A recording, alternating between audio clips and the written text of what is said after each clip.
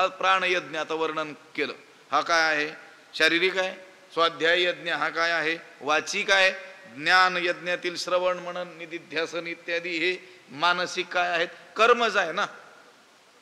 म्हणजे हे जेवढे काही यज्ञ सांगितले हे सगळे कसे आहेत? कर्मसिद्ध जाणावे.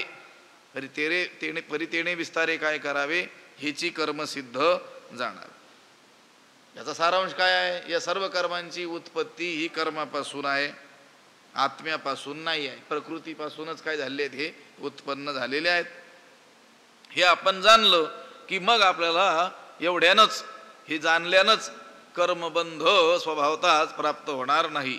कर्मबंधू म्हणजे कर्माचं बंधन, जन्म मृत्यू, हे मिळालेलं आपल्याला जीवन, हे सगळं काय आहे? कर्माचा बंधच आहे. कर्माचं फल काय आहे? पाप पुण्य. आणि त्यानुसार, त्या पाप पुण्यानुसार जीवाला जो जन्म प्राप्त होतो उत्तम लोकात किंवा नीच लोकामध्ये, तो जन्म सुद्धा काय आहे? कर्मबंधच आहे. हे जन्म मृत्यू हे सगळे काय आहेत? कर्मबंध आहे.